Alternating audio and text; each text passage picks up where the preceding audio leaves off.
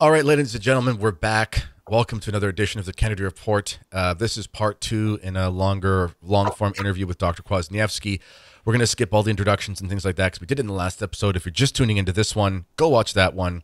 You could watch this one first, but I would recommend going watch the other one and watching this one second. And we talked in the last episode about a lot of things, and we talked about worshiping the same God with the Muslims as far as Vatican II is concerned, the history of Latin, the maturation of the Roman Rite, and a whole other things that you should go check out. It's a very good episode. In this one, we're going to focus more on, we're going to start, I should say, by focusing on sacred music. You want to hold up that book there that you got, Dr. K? This is called Good Music, Sacred Music, and Silence. And in fact, I'll just share my screen here quickly because you can buy this book. It's from Tan. And I did narrate the audiobook for it, and I had a lot of fun doing that. So you can get the audiobook as well, and that's the book right there, Good Music, Sacred Music, and Silence, 3 Gifts of God for Liturgy and for Life. I don't have my copy right now because I lent it to one of my friends because I wanted him to read it so well.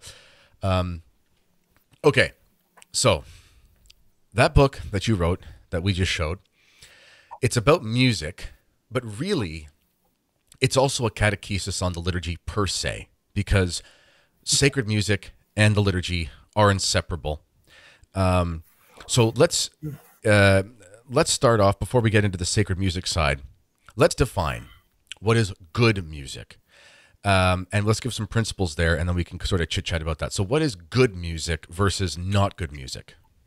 Right. So I define good music as, music is an art that uses ordered sounds, ordered pitches and rhythms and harmonies to move us. It moves us emotionally. This is what music essentially does. And so the question, the proper question is, how is music moving you? Is it moving you towards virtue or away from virtue, towards vice, right? Well, how does that happen? The moral virtues, actually, all of them concern our emotions or passions or feelings. That's what moral virtues are about. So, for example, the virtue of temperance concerns pleasures of touch and our desire for those things. You know, how moved we are by those goods, to the extent that we'd even, let's say, put aside the goods of reason or other goods of society for the sake of pursuing these things. So, the virtue of temperance basically puts the order of reason into our desire for pleasures of touch. The virtue of fortitude controls our passions of anger, of our irascible passions.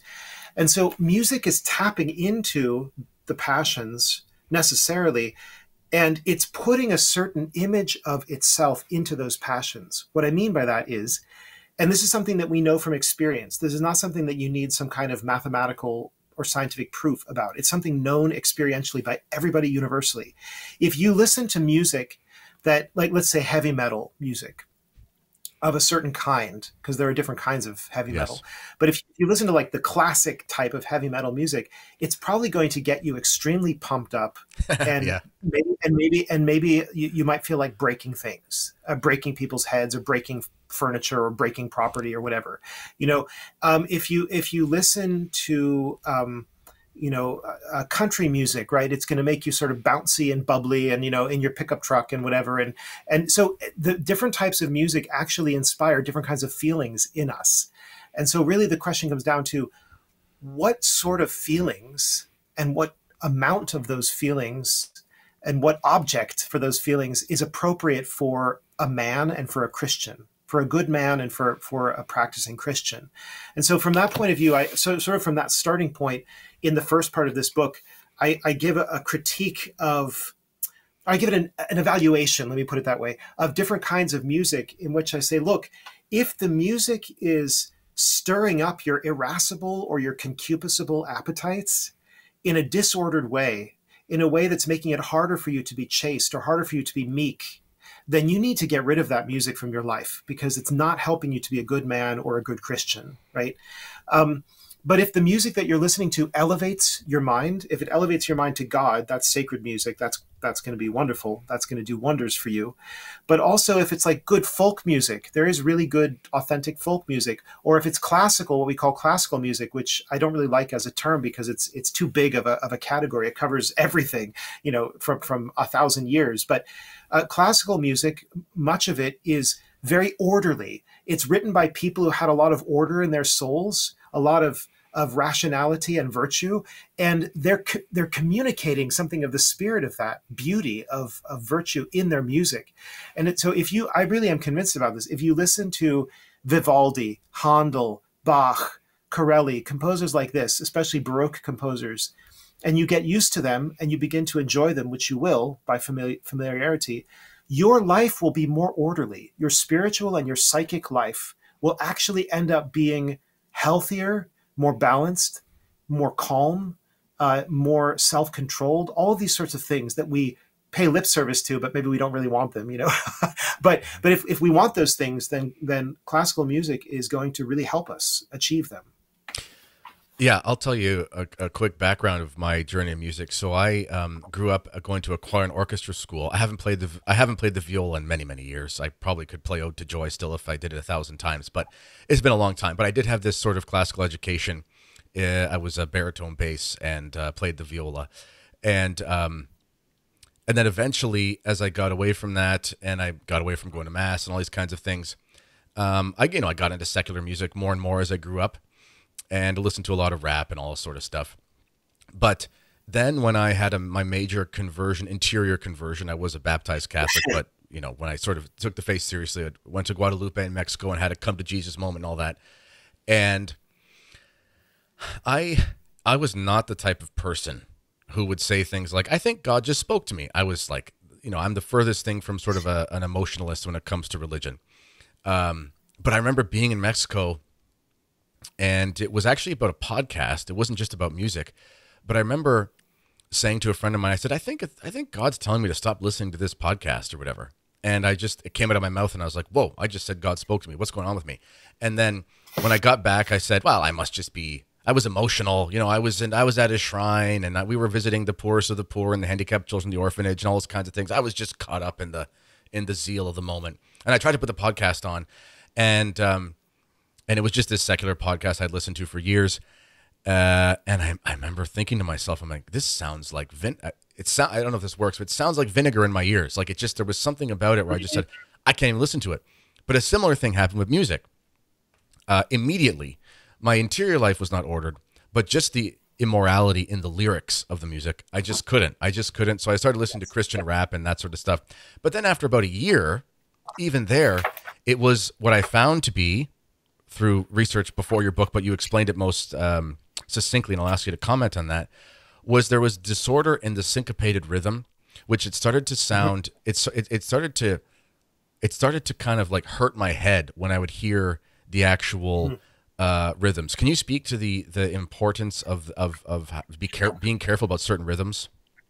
Yes. So let me begin to answer that question by saying there are 4 elements of music, I think, is a way you can analyze this. I talk about it on page 49.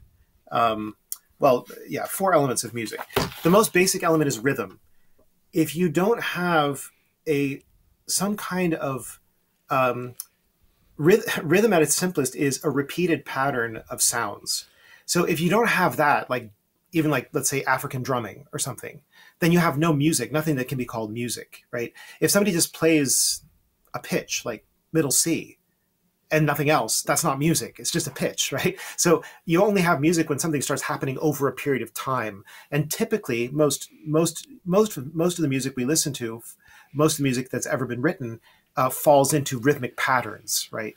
And anybody who's taken piano or whatever knows the difference between 3/4 and 4/4. 3 beats in a measure, 4 beats in a measure. A march or a waltz. A march is in duple time. 1 2 1 2. A waltz is in triple time. 1 2 3 1 2 3. Most of our songs are in common time, 4/4. So we have these patterns of beats. That's the most basic component of music. On top of that, you have melody, because that's the next thing that develops, both culturally and historically, is some kind of a melody. that takes place over time and covers various pitches. If it doesn't cover the pitches in an orderly way, in other words, if it's just random, like just a computer generating a bunch of different pitches, nobody would call that a melody. This is also the problem with so-called atonal music. It doesn't have a melody, right?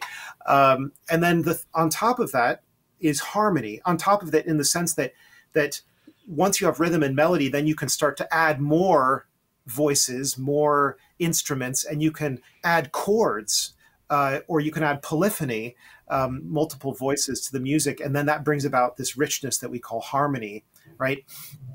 And then finally, you have lyrics. And I always put lyrics last, first of all, because there's plenty of examples of instrumental music. I mean, our music, our modern popular music, is almost entirely vocal music. That's a bit strange in terms of the history of the world, because many civilizations have wonderful libraries of instrumental music, Anyway, so you don't have to have lyrics, but when you have the lyrics, then obviously you want to analyze them from the point of view of natural virtue and supernatural virtue.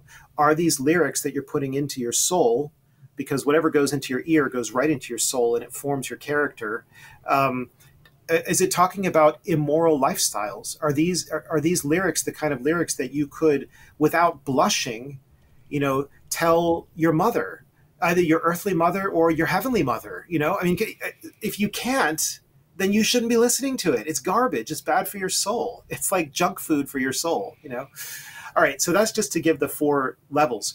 But with regard to rhythm in particular, rhythm should, and this is something that ancient Greeks already talked about, it should move us in an orderly way. It should move us in a graceful way. Plato actually says music was given by the gods to introduce gracefulness into our ungainly movements. This is what he says. And so if you look at any traditional dance, the waltz is a more recent dance, but it's a very beautiful dance.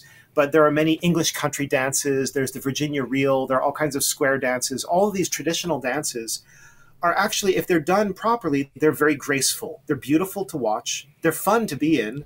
I mean, I'm not much of a dancer myself, but my children are, and they say it's great fun to do English country dancing, to learn the steps and to do it with other people. It's a very sociable and fun activity. It's the way people entertain themselves for centuries and centuries and centuries, right? And see, these dances and their rhythms produce gracefulness in motion. But 20th century popular music, which began, I mean, I think the best way to say it is it began with jazz in the early part of the 20th century. The roots of it really go into romantic music, but I don't want to get into that. Let's say for popular music, the roots are jazz, and then moving into different styles of rock music, and then from there into all the different sorts of pop music and rap and techno and heavy metal and all these different sorts of genres that we have nowadays. The most basic characteristic of these forms of music, which were all expressly, or initially they were expressly rebelling or revolting against the great European tradition of artistic music. Their common characteristic is that they accentuate beats in a violent way. So they accentuate them in an unnatural way. The natural way is to have 1, 2, 3, 4, 1, 2, 3, 4. But the syncopation is 1, 2, 3, 4, 1, 2, 3, 4. So it's like this constant punch in the gut.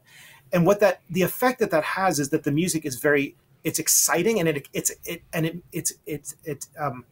excites your passions. It stimulates your passions. It's what I call musical MSG, right? It's put in there, that syncopation, to just kind of keep punching you and keep you, at the level of those base passions, those animalistic passions. It's a thrusting rhythm, right? In fact, in the book, I say it's a sexual rhythm, really, yes. The syncopation.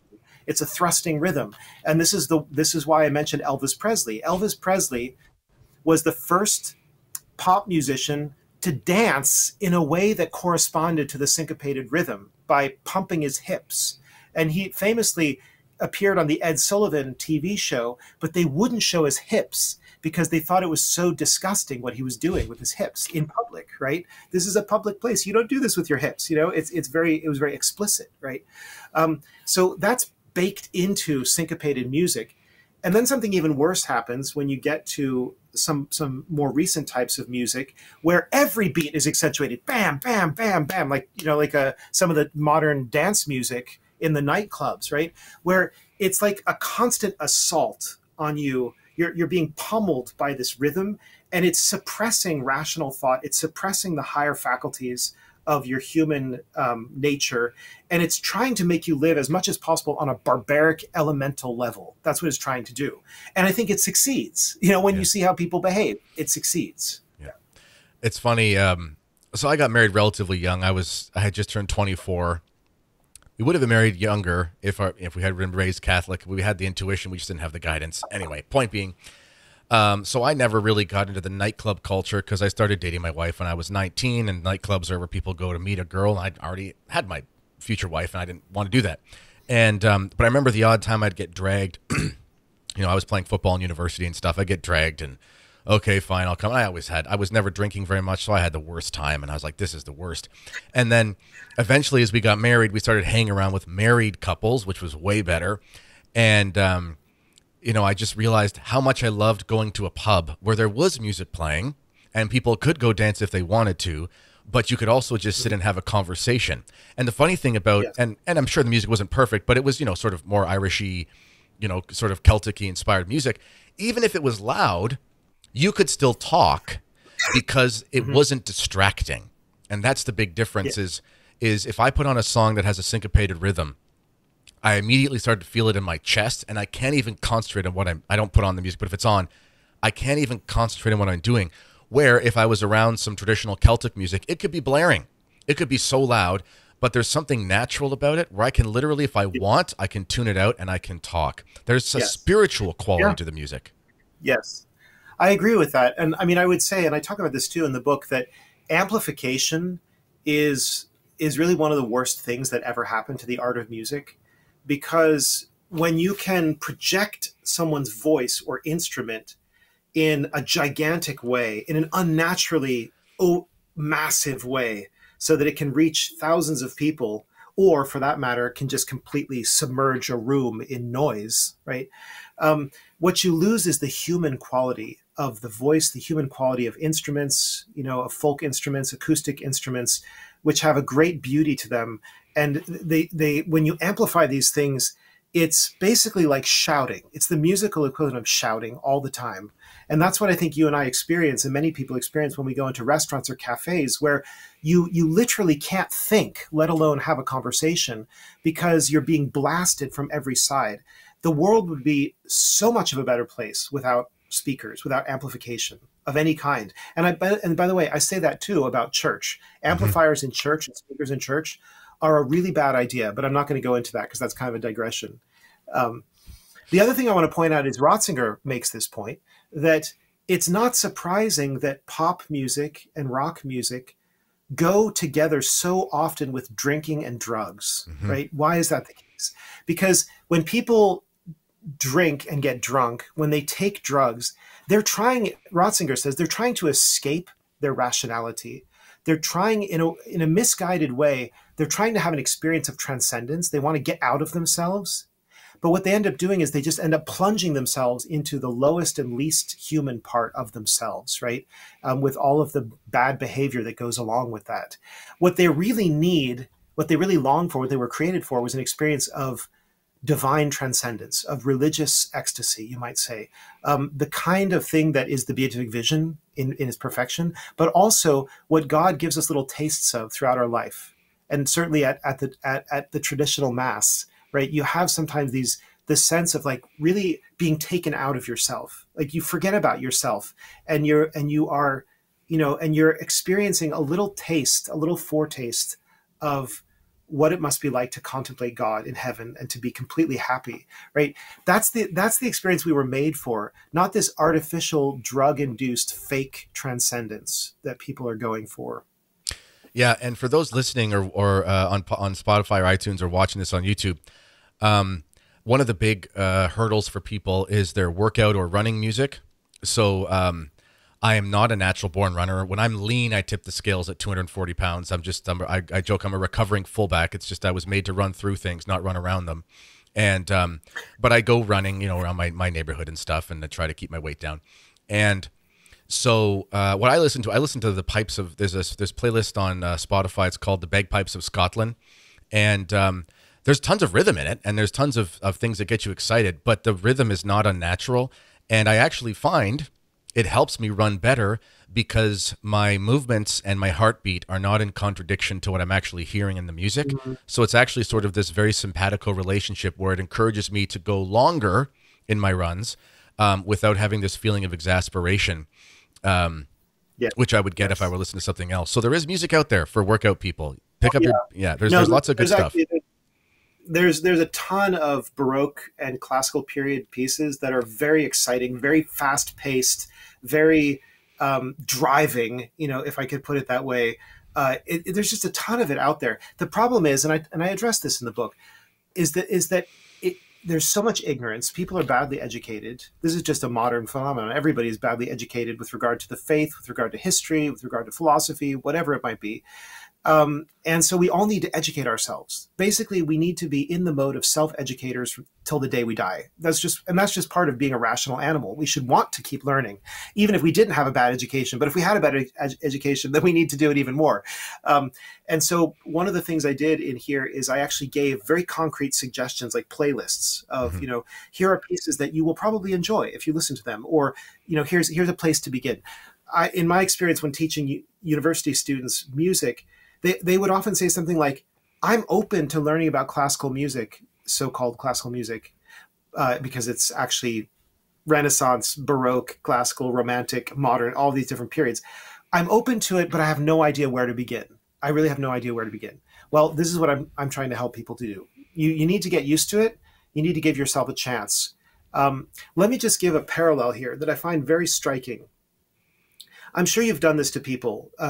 When you're trying to get somebody to try out the Latin Mass, you say to them something like, give it a try for a month. Go every Sunday for a month. Don't just go once. That's not enough. You'll be too confused. Go not twice, just go 4 times or 5 times. And then go back to the Novus Ordo and see how you feel about that, right?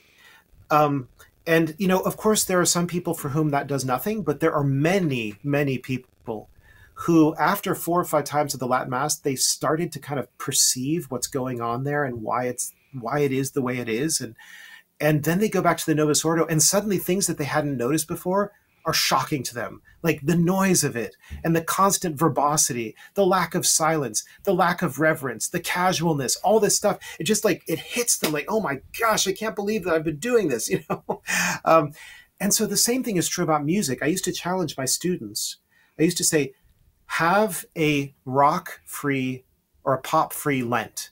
So go through your Lent, either do a music fast and listen to nothing. That's very hard for a lot of people, but it's a very good form of asceticism. Just give up music for Lent and listen to nothing. And then when you're done with Lent, I predict to you that when you put on the stuff you used to listen to, it will bother you. It will be abrasive to you. It will seem overpowering and kind of rude to you, like it's offensive, right? Or the other version of the challenge is, okay, give up music for the first half of Lent, and then in the second half of Lent, listen to sacred music or something like that, right? You could do this in different ways.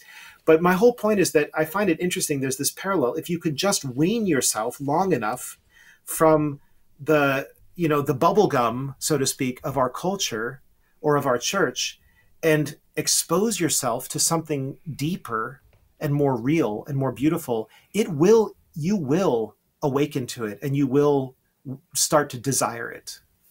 Yeah, and this is a good segue into our next part of our conversation, where we're going to talk about the Roman Rite, the Novus Ordo, Sunday obligation, and so on and so forth.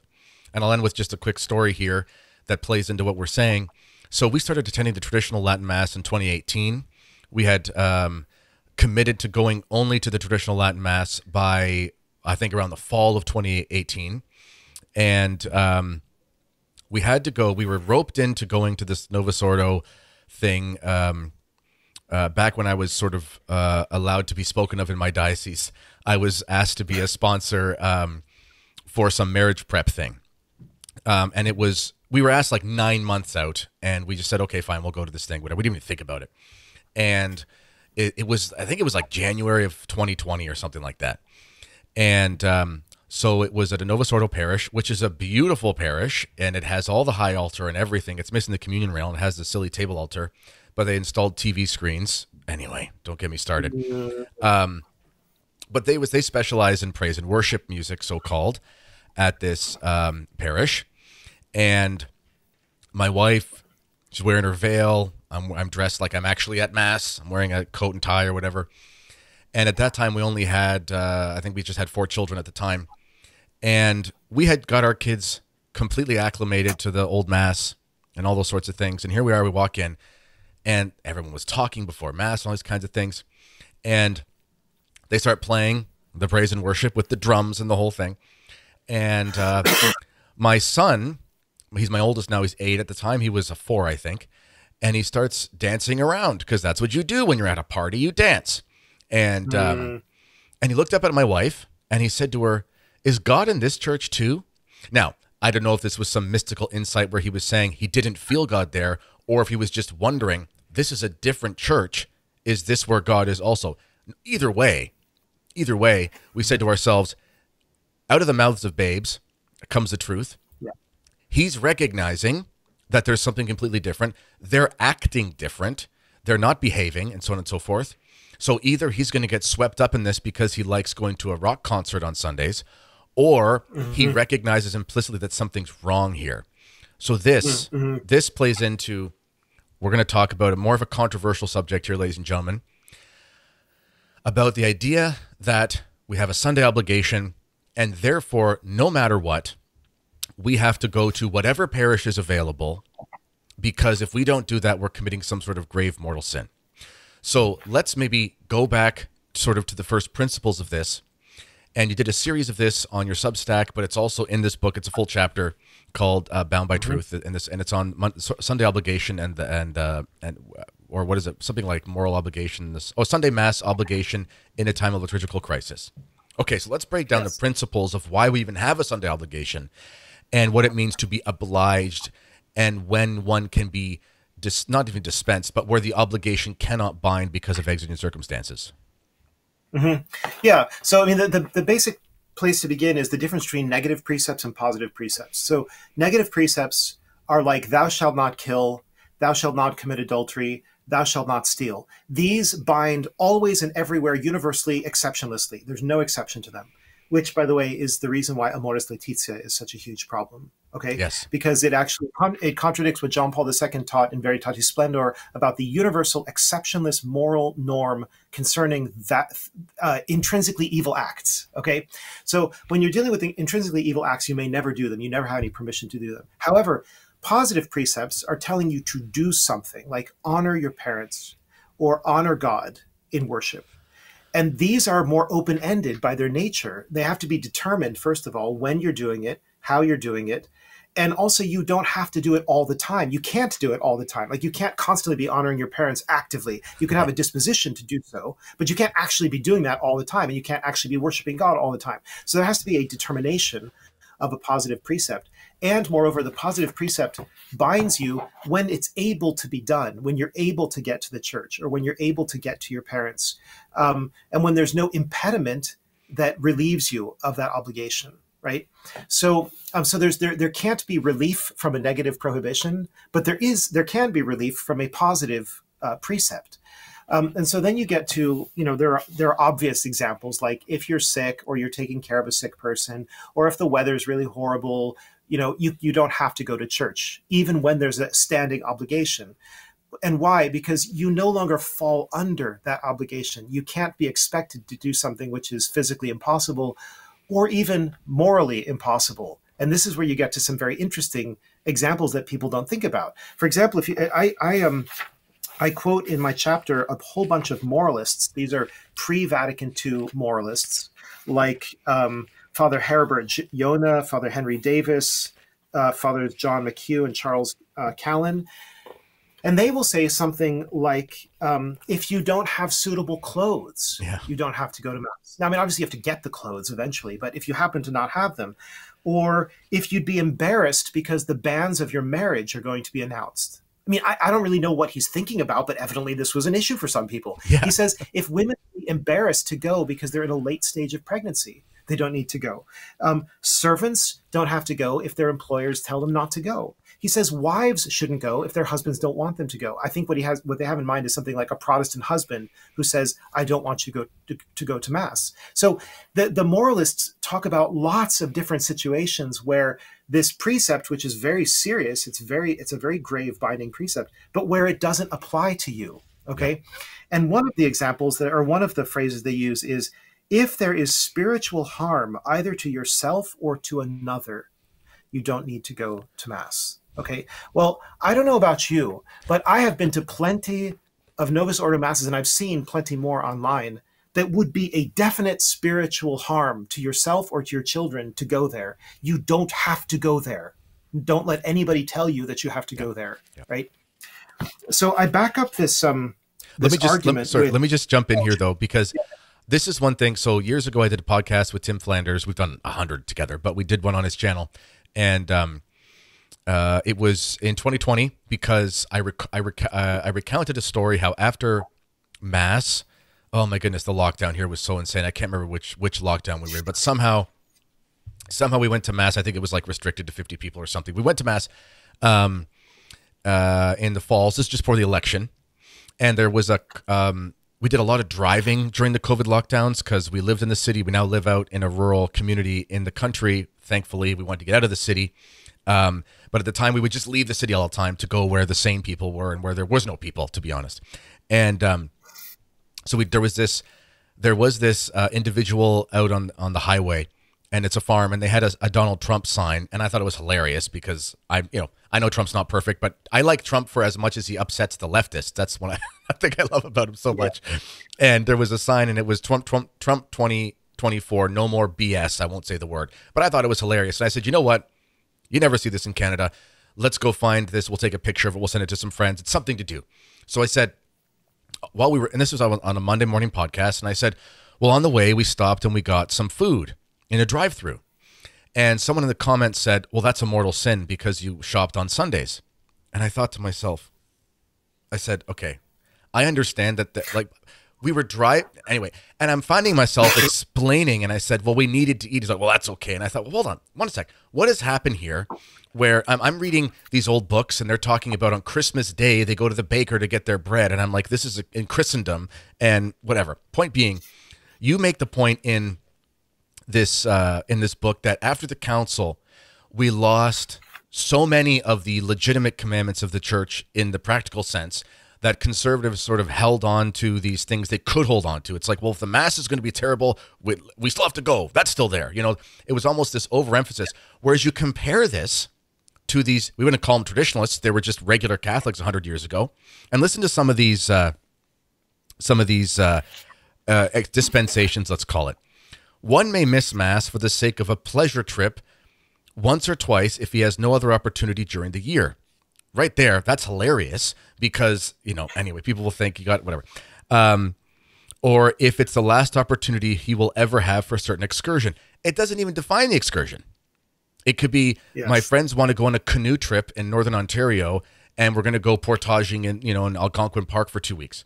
And he says, and it also talks about how in the first or third trimester, or if you're nursing. So I thought to myself, some of these traditional women wouldn't be at Mass for 10 years. But anyway, it just shows when we have the whole faith, and we're not trying to grasp at the straws, you can look at it and say, as Father Hess always said, when people would ask about going to the new Mass, he said, the church never expects what's ridiculous. It's ridiculous that you would have to drive on icy roads for an hour to go to Mass. You can stay home and pray your missal and pray the rosary and so forth. Anyway, that's just my little rant there. Yeah, so of course in one of some of these moral theologians, they all say things that might even scandalize some people nowadays. Yeah. But this was common teaching. They say if you have an opportunity for a tremendously good business deal, you can miss Mass for that. I'm like, who would ever have said that? Now I can hear the objections coming fast and furious, right? Especially from trads.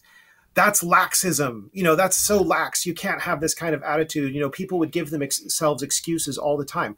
Okay, that's fair. These authors also say, don't give yourself easy excuses. Yes. Don't, they're very clear. So they have the whole picture. That's what you're saying. That's what I'm saying. Yeah. They have a holistic understanding of positive obligations that is, on the one hand, very flexible and understands the way human life is. It's a complicated affair, and it's not always going to be possible to make it to Mass on Sunday or Holy Day, but also that isn't lax, that isn't relativistic, that doesn't say, oh, do whatever you feel like doing. That's not what these manuals are saying at all. Anyway, just in order to reassure people, I quote Bishop Schneider at some length from his catechism, the new catechism Credo, which I can't recommend too highly. It's a fantastic catechism. It talks about all of the politically incorrect things that we're not supposed to talk about nowadays. And so, but he says, if you wouldn't mind my reading a couple of passages go for it. here.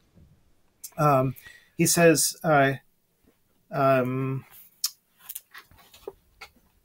what is the most common form of man-centered worship today? This is number 376 in his catechism. Answer: drastic liturgical innovations and abuses by which one introduces into the worship of the Church something contrary to her traditional doctrine or custom. For example, a Protestant and banquet-style celebration of the Mass as in a closed circle, dances, show performances, tokens of secular organizations or pagan religions, etc. Then he asks, number 378, should we avoid a Mass in which liturgical abuses will foreseeably occur? Answer: yes. The presence of a valid Eucharist notwithstanding, ceremonies with liturgical abuses are objectively contrary to the divine and apostolic tradition, displeasing to God, scandalous, and often dangerous to faith. And then he says, in number 379, the question is, should we attend a Mass with liturgical abuses to fulfill our Sunday obligation? Answer: this depends on the gravity of such abuses in each place. If a Sunday Mass would include practices like dances, heresies in preaching, or other serious liturgical abuses, we may not be obliged to attend such a Mass, even if it were the only one available in our vicinity, because we cannot be obliged to place ourselves or our families in a near occasion of danger to faith. And I would add not just danger to faith, but also just insulting God. That's right. The way the liturgy is conducted in many places is a standing insult to Almighty God. And I'm not talking about the bare validity of the Eucharist, right? In and of itself, if you have a laser focus on the consecration, that does not displease God. It could not ever displease God that his Son is present. But everything else that's done at Mass could certainly displease God. And in fact, it could displease him a great deal more because his Son is present there. This is why I say, you can be, in a sense, you can kind of smile and feel sad about Protestants when they are having a fake liturgy because there isn't any Son of God there to offend. But when Catholics are doing the liturgy badly, you should be scandalized and you should be angry about that, because we are now in the presence of Almighty God and we should be doing things according to tradition and right custom. Yeah, that's exactly it. And I'm going to read, I'll say something, then I'm going to read a selection from your book. This is page 43. This isn't from the chapter on Sunday obligation, but it applies perfectly. But before I do that, ladies and gentlemen, the Mass is about God, primarily. There's a funny cartoon that you've probably seen, and the woman is saying to the priest, "Father, that was nice, but I didn't understand what you were saying." He was doing a Latin Mass, and he says, "Well, I'm that's not a big deal because I wasn't talking to you." He's talking to God, and I was having a conversation with some well-known Catholic apologist about the Society of St. Pius X, and he's very anti the SSPX, or at least he was, and we were texting. And he was saying that the SSPX has this deep confusion because they say you're not obligated to go to the Novus Ordo. And I said to him, and he never replied, and I said, listen, if I was in a town and it's, the closest church isn't out, whatever the reason is, the point is the only place I go to Mass was in this town at this parish. And I found out Jimmy Martin was going to be there or some other rainbow mafia priest. I said, I would not be taking my children. I don't care how much money you pay me, I'm not taking my children. I said, there has to be something. It's not as if it's kind of like with morality. It's not like there's not just Stalin or Hitler and then that's like the standard. It's like there's degrees of badness, and we don't have to put up with the degrees of immorality just because it's not, outright adultery is really bad, but it's okay for the husband to go and have an impure conversation with a woman who's not his wife. Both of those are bad. Whether they're at lower layers of hell or not is not the point. The point is they're both in hell for that conversation, assuming they don't confess or whatever. So we have to stop being so reductionist and focusing on ourselves, yes, and more whatever the opposite of reductionist is, and we have to be focusing on God. If you read Davies and Hildebrand and yourself and others and Lefebvre and whatever, you read these men who talk about the Mass, it becomes abundantly clear. It becomes abundantly clear that the Novus Ordo, and you say this in Once and Future Roman Rite, it's not the Roman Rite. It's something. It's not the Roman Rite. It's a missal that was promulgated. And I'll read this quote here, and then we'll go into why.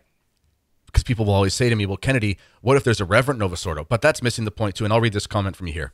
And you say the Pope's supreme legislative authority exists to protect the Church's dogma and liturgy, not to obfuscate, dilute, or shatter it. Manifestly, the Church's common good may be wounded by the reckless imprudence of specific exercises of papal prerogatives.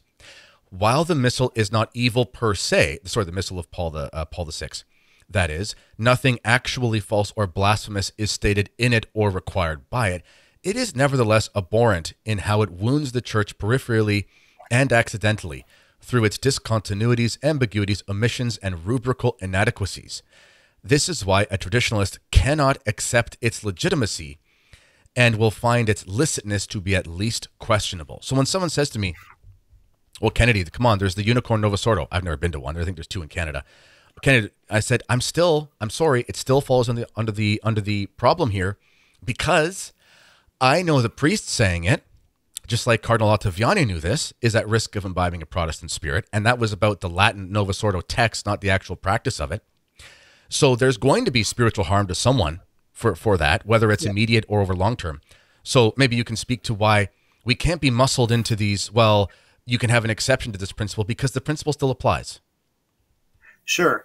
Yeah. Well, I mean, I think part of the way to answer is just to point out that, people, when people have conversations about liturgy nowadays, they often have conversations that are very impoverished in terms of the analysis. And why is that? Because all of us for centuries now have been trained to be legal positivists and nominalists. That is, we think that a thing is whatever it is because somebody calls it that. In this case, the Pope. The Pope says, this fabricated rite is the Roman rite. He slaps that label onto it. Well, then that's what it is, right?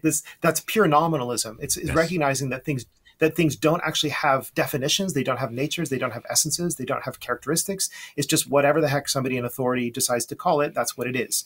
That's an error. That's a philosophical error before anything else. Okay. And then legal positives, and the idea that as long as an authority puts something into law, it's valid law. It's legal. It's legal just because an authority said it's legal, right? Well, everybody accepts that that's not true in the secular realm. Just because the state says abortion is legal doesn't make it actually legal. It's illegal. It's an act of tyranny. But that can happen in the church as well, right? The church, no one has ever said that the Pope, whenever the Pope or some curial official creates a law in the church, that it must be a just and righteous law. And in fact, I mean, I think Thomas Pink is really wonderful on this question of demonstrating that some things that popes have legislated in the past centuries, as well as more recently, are in fact so contrary to the common good that they fail to have the ratio, the nature of law, and therefore they must be not obeyed and even resisted. But so getting back to the question of the liturgy, in order to have a real conversation, you have to talk about four things: validity, does the sacrament happen? Licitness, is it legal according to the fullest sense of the account of legality or licitness? Is it fitting? Is it done in a fitting manner? That means with appropriate reverence and beauty and so forth. And then the fourth is legitimacy or authenticity. That means, is it a rite that is in continuity with the history of the church? Is it in continuity with the great tradition, basically? If it is, it's authentic. If it's not, it's fabricated. It's a banal, on-the-spot fabrication, right, to use Ratzinger's expression. So if you think about it that way, right, a Tridentine Mass is certainly valid. It's certainly licit. Who could ever call into question its legality?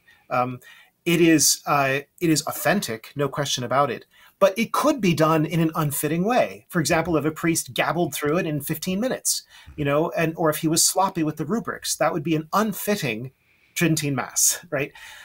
Similarly, you can have a Novus Ordo Mass that is valid and even fitting to the extent possible, such as with incense and Gregorian chant and Ad Orientem and all these sorts of things. It would be done fittingly for what it is, but it would lack authenticity. It's not the Roman Rite. It's not in continuity with our tradition. That's manifestly the case. Only 13% of the orations of the old Roman Missal made it unchanged into the new Roman Missal. That's not continuity. That's rupture, right? Yep. And similarly then with this question of licitness or legality, how can a liturgy be legal? How can a liturgy be legal or licit, which is designed to supplant the one and only Roman rite that has ever existed in the history of the church in its continuous organic development? How could a pope ever have the authority to say, I am, for all intents and purposes, abolishing, even if not abrogating, but I am excluding the one and only Roman rite that there ever was, and I'm putting in its place a committee product based on modernist ideas, antiquarian ideas, invented things out of whole cloth, all of this mishmash put into a blender by Bugnini, and now we've got this new missal, right? Is that licit? How could that possibly be licit? Unless you are simply a legal positivist, right? That's getting back to our point of departure. Yes, and the retort from my critics, I should listen to the. I should probably listen more to Thomas A. Kempis and not care what my critics say. But I'm a human being. I'm sorry, and so I'm always I'm getting one step ahead of what their retorts will be, and they'll say, "Well, that's great, Kennedy. So you can't go to the SSPX because it's not licit." But Dr. K would say to that on page 284 of his book, and he said, "Here is not the place to go into detailed questions about the status of the SSPX. I will limit myself to saying the following." If the church is in a state of unprecedented and anomalous institutional crisis, a historical meltdown next to which the Arian controversy and the Protestant revolt are as puff pastry, that was very good alliteration there, that was very good, and that is the view that I have, and I would think most of those who are reading this, then it is infinitely more necessary to retain the fullness of Catholic orthodoxy, which means both right teaching and right worship, than it is to check off all the boxes of canonical propriety and to satisfy the desiderata of scholastic manuals written in saner times and without even the remotest conception of the situation we are passing through. Meaning, ladies and gentlemen, for something to be legal, it has to actually have the force of law. So for it to have the force of law, it actually has to be rational. It actually has to fit what we even mean by the force of law. So what Dr. K is saying, and others before him have said, you can give me a document from Cardinal or Bishop so-and-so all you want saying the Novus Ordo is a unique expression of the Roman Rite. It's not. And I say this in my talk that's available on my channel from our Canadian Martyrs Men's Conference. The title was called Live Not by Lies. And I said, no one, not even the Pope, can tell you that something is good is bad and something that bad is good. The Pope cannot make Chinese food and call it lasagna and tell you that it must be so. It's just not that thing. So if the thing is not good, it doesn't matter if it's been legally promulgated, even dubiously in some capacity. It's just not good, and you don't have to participate in it. And therefore, the regular rules of play cannot apply in a situation that is such a crisis as the one we're living through. Yes, I agree with that. And I would also add that the question about the licitness of the traditional Roman Rite, the once and future Roman Rite, as I call it, it has its licitness from an uninterrupted reception and approval by the Church, in such a way that it would be unthinkable for a Catholic ever to say this Roman Rite is illegal. This is something you may not use. You must not use it. That would be impossible. Now, when it comes to something like the SSPX in particular, I lean a great deal on the fact that not even the Vatican and the bishops of the Church in general seem to have a clear and consistent position about the SSPX. Yeah. Some of them are favorable to it and are friendly towards it. Some are opposed to it. Sometimes the Vatican says, yes, you can fulfill your Sunday obligations. Sometimes they seem to say the opposite. I mean, right now, clarity of teaching seems to have disappeared from the hierarchy of the church. And in a situation, this is part of the meltdown that I'm talking about, part of the crisis we're going through. And it seems to me, what I say in my chapter in this book on the SSPX is, I'm not writing this chapter to tell people they should go to the SSPX. What I'm saying is I understand why people go to the SSPX, and their reasons are legitimate, are praiseworthy. We should not condemn them. We should not dissuade them. We should understand why Catholics who are thirsting for sacred doctrine, sacred tradition, for sound liturgy, for sound preaching, for honoring God as he deserves to be honored in accord with our tradition, why they are going to the SSPX chapels. We should understand and respect that. And if you're not going to understand and respect why that's happening, I'm not interested in having a conversation with you, because you are still in a state of denial. You are somewhere lost in outer space. You have not come back to Earth. You don't know what it's like to live in a place, for example, where there is nothing but garbage being served up week in and week out at the local parishes. And I know what's happening, because I'll tell you, Kennedy, I have correspondence from all over the world, just as you do. And I hear both heroic and, I hear heroic stories. I hear heart-rending stories. I hear both the most amazing things happening in tradition and the most heart-wrenching and horrible things happening in the Novus Ordo realm. I hear this stuff practically every day. I'm not able to be in denial about what is going on right now, right? And the fact that the most really the Pope, who has been personally guilty of the largest number of errors and scandals in the history of the Church, and that's Francis by a long shot, the fact that it's his pet project to wipe out these traditional communities and their traditional liturgy, that tells me all I need to know about resisting it to the nth degree. Yes, and I think we'll close here, and I'll say there was a quote from Archbishop Lefebvre, and it's, again, you either understand it or you don't. And he said, "You cannot tell me I cannot say the same words of consecration over the chalice I was ordained with anymore. You just can't tell me that. You can't tell me I can't say the same mass I was ordained to say now because you've wanted to, do something silly. Tradition has its own rights, my friend, because as Archbishop Lefebvre said in an open letter, he's, being very pastoral here in his language, but he says tradition is the deposit of faith. The tradition gives us the deposit of faith. You cannot say that the tradition does not have any rights, because that's like saying the Catholic faith has no rights, and this is impossible. All right. This has been wonderful. We could go for many more hours. I think I hear my kids' footsteps overhead, and I got to go help my wife with dinner getting on the table here. Ladies and gentlemen, check out the links in the description to this podcast. They're all there, whether you're on iTunes, Spotify, YouTube, whatever. You've heard me say this 1,000 times. The links are there for Dr. K's stuff. The links are there for his Substack. The links are there for my Substack. And I should have mentioned this. I'm terrible at self-promotion. I'm going to Italy this fall with Father Albert Callio, a traditional Dominican. I make a joke and I say, like in Proverbs 31, a traditional or an ideal wife who can find one, a traditional Dominican who can find one. Well, we found one, and we're going to take him with us to, and yeah, it's the same thing. Corruption of the best is the worst. Traditional Dominicans are amazing. Modernist Dominicans, not so much. So we're very happy. Check out the link in the description for that if you want to go on a once-in-a-lifetime pilgrimage. You yourself are going to Greece as well. Would you like to promote that? Sure, I'll mention it. So I'm doing a pilgrimage to Greece and Turkey in October 2024 through St. Charles Pilgrimages. So if you're interested, check it out. We also have a Latin Mass chaplain, exclusively Latin Mass on that trip. And similarly, this hasn't been publicized yet, but I'm going to be doing a pilgrimage to Sicily, including Palermo and Syracuse and all those wonderful places in Sicily in February of 2025. So, well, ladies and gentlemen, you can go on all three. Sorry, what'd you say? Yeah, I said that's also a Latin Mass pilgrimage. That's Perfect. The only kind I would do. Well, ladies and gentlemen, you could go on all three. Just take 3 months off work, because mine's in November, his October, February. You can do them all. All right, ladies and gentlemen, check out the links in the description for everything. Dr. K, it's been a pleasure, and thank you so much for coming on. Thank you, Kennedy. God bless you. All right, we'll talk soon, my friends. This has been the Kennedy Report. Until next time, God bless you all.